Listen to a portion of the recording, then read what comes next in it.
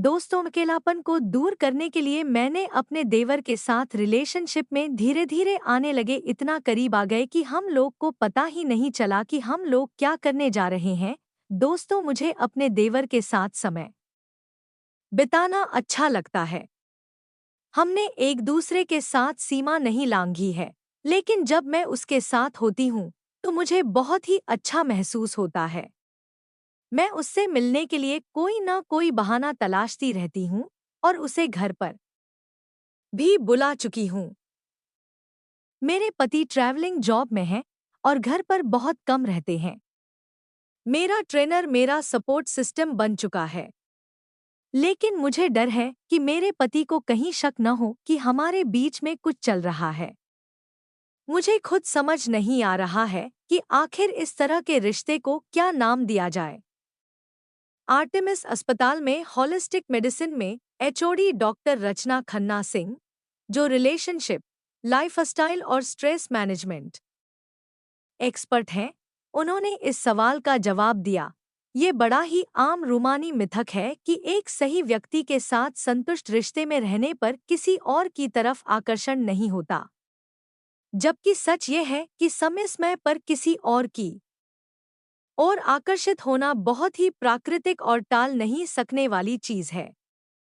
मायने ये रखता है कि आप इस आकर्षण की ओर प्रतिक्रिया क्या देते हैं।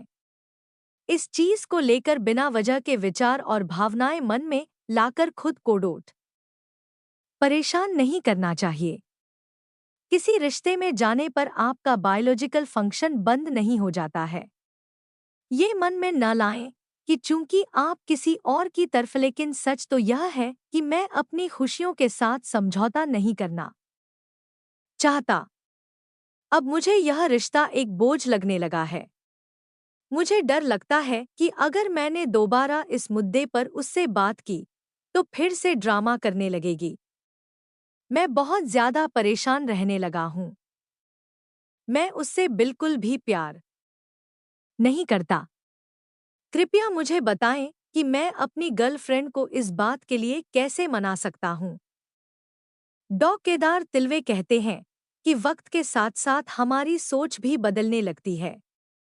समय आगे बढ़ता जाता है और रिश्ते पीछे छूटने लगते हैं।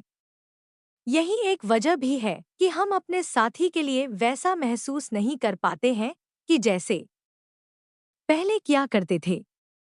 आपको अपने पार्टनर को खुलकर समझाना होगा कि आप इस रिश्ते में रहते हुए कैसा महसूस कर रहे हैं। आपका पार्टनर भले ही इस बात को एक्सेप्ट नहीं कर पा रहा है कि आप इस रिलेशनशिप में अब नहीं रहना चाहते, लेकिन आपको इस बात को उन्हें समझाने में उनकी मदद करनी होगी। बिना नाराज हुए उनसे बात करें। उन्हें अपनी पूरी परिस्थिति के बारे में समझाएं। आप भी उनकी सिचुएशन को समझने की कोशिश करें कि वह इस समय क्या फील कर रही होंगी। उनकी मदद करें ताकि वह आपसे हटकर भी अपनी जिंदगी को जीने